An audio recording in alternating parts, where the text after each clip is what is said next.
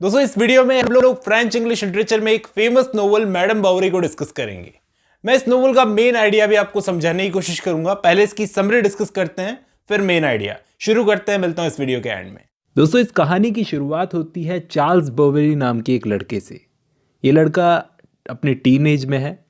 ये बहुत ही काइंड और पीसफुल टाइप का लड़का है, मतलब अपनी पढ़ाई में ध्यान देने वाला, लेकिन ऑकवर्ड टाइप का भी है। इसको कपड़े पहनने का ढंग नहीं है, माइल्ड और डल टाइप का है। पढ़ाई में ज़्यादा लगा रहता है। तो जब ये अपने स्कूल में जाता है तो बड़े अजीब टाइप से इसने कपड़े पहने हुए थे। वहाँ पर लड़के इसका मजाक बनाने लगते हैं इसके स्कूल के। जब ये प्राइमरी स्कूल में था तो इसने खूब मेहनत करके मेडिसिन का कोर्स किया। मेडिसिन का कोर्स करने के बाद में एग्ज़ाम पास किया और एक डॉक्टर बन गया। मतलब अब इसकी शादी होनी है। एग्ज़ाम पास करके अब डॉक्टर बन गया, अपने पैरों पर खड़ा हो गया, तो अब इसकी शादी होनी है। इसकी मदर जो बड़ी एक्साइटेड थी इसकी शादी को लेकर, उन्होंने इसकी शादी के लिए एक पैसे वाली मिडिल एज वाइफ ढूंढी। मतलब जिसकी एज इससे बहुत ज़्यादा थी, मिडिल एज थी वो। एलोइस नाम था उसका। ये दोनों जने इन दोनों की शादी हो गई। एलोइस से इसकी शादी हो गई। ये दोनों जने चले गए। टॉस्ट नाम का एक छोटा सा टाउन था, वहाँ जाकर ये मेडिसिन की अपनी प्रैक्टिस करने लगा। इनकी शादीशुदा लाइफ चलने लगी। अब एक रात इसके पास एक कॉल आता है। एक आदमी की टांग टूट गई थी, जिसको सेट करने के लिए इसको बुलाया गया था। तो अब ये गया वहाँ पर। जिस आदमी से ये मिला, वहाँ पर उसकी एक बेटी थी, बहुत ही ब्यूटीफुल और एलिगेंट टाइप की। एमा नाम था उस लड़की का। ये अक्सर वहाँ पर जाया करता था, लेकिन इसकी वाइफ को ये चीज़ पसंद नहीं थी। अब इसके थोड़े टाइम बाद क्या होता है, चार्ल्स की मिडिल एज वाइफ की डेथ हो जाती है नर्वस एलिमेंट से। अब अपनी फर्स्ट वाइफ की डेथ को 1 साल भी नहीं हुआ कि इसने एमा से शादी भी कर ली, एमा के फादर से परमिशन लेकर। अब चार्ल्स अपनी नई वाइफ की रिस्पेक्ट करता था। ये एमा बड़ी एम्बिशियस थी। ये अपनी मैरिड लाइफ से बोर हो गई थी, बहुत जल्दी बोर हो गई थी, बड़ी डिसअपॉइंट हो गई थी। क्योंकि इस एमा ने बहुत सारी रोमांस नॉवेल्स पढ़ी थी, इसका लिटरेचर में बहुत इंटरेस्ट था, बहुत सारी रोमांस नॉवेल्स पढ़ी थी, लेकिन वो रोमांस नॉवेल्स वाला प्यार इसकी रियल लाइफ में नहीं दिखा इसको। इस बात के लिए वो चार्ल्स को ब्लेम करती थी कि तुम्हारे लुक्स अच्छे नहीं हैं। चलो लुक्स के साथ तो एडजस्ट किया भी जा सकता है, लेकिन तुम बोलते ही अच्छा नहीं हो, बात ही अच्छे से नहीं करते हो, बड़ा डल मैनर है तुम्हारा, बड़े डल मैनर में तुम बात करते हो।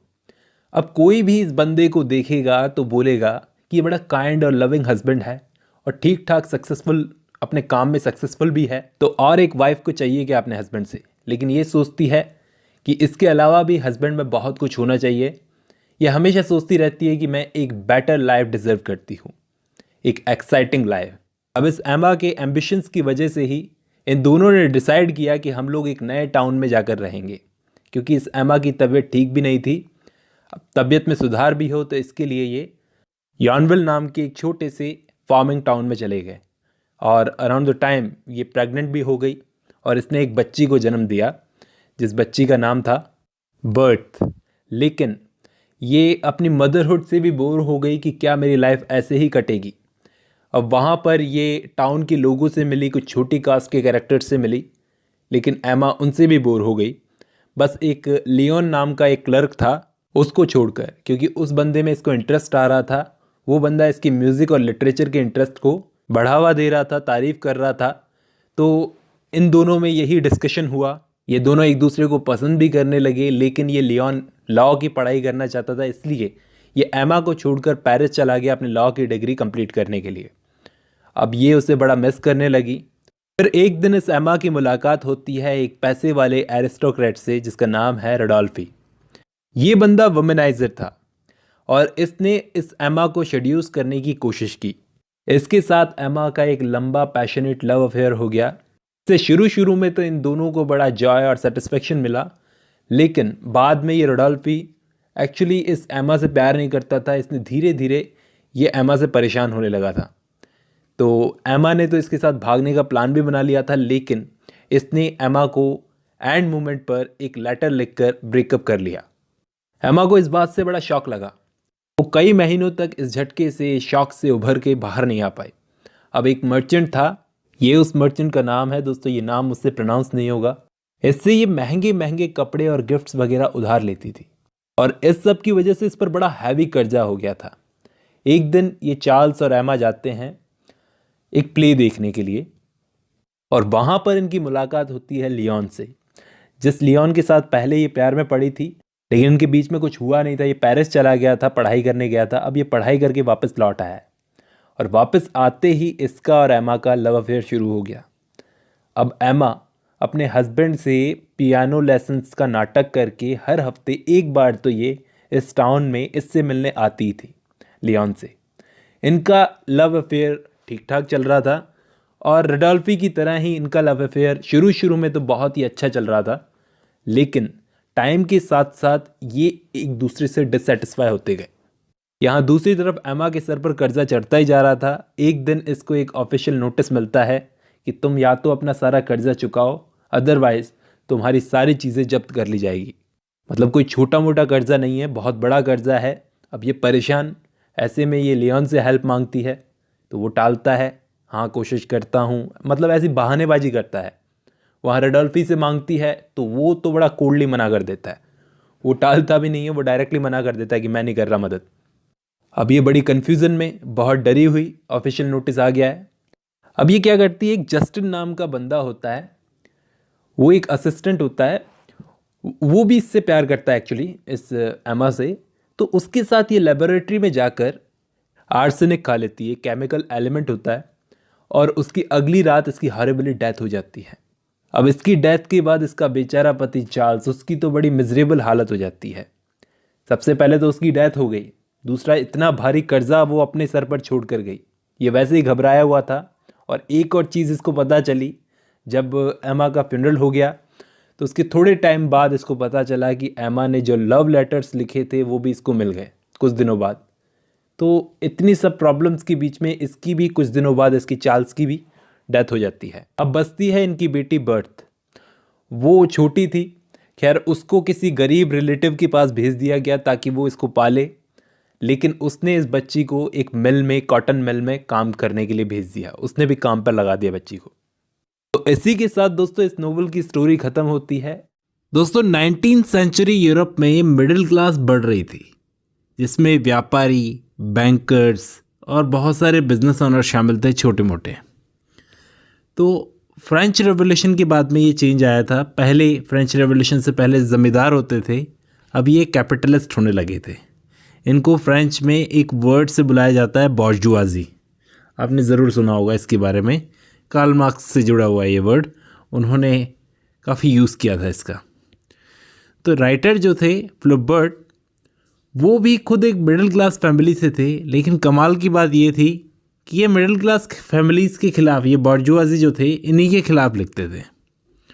और ये नोवेल मैडम बावरी जो है, ये भी मिडिल क्लास लोगों की कहानी है, बॉर्जुआजी लोगों की कहानी है। स्पेसिफिकली ये नोवेल एमा बावरी, जो इस नोवेल की सेंट्रल कैरेक्टर है, मेन कैरेक्टर है, उसकी साइकोलॉजी को एक्सप्लोर करती है। हम सब अपनी लाइफ में दो चीज़ों का यूज़ करते हैं।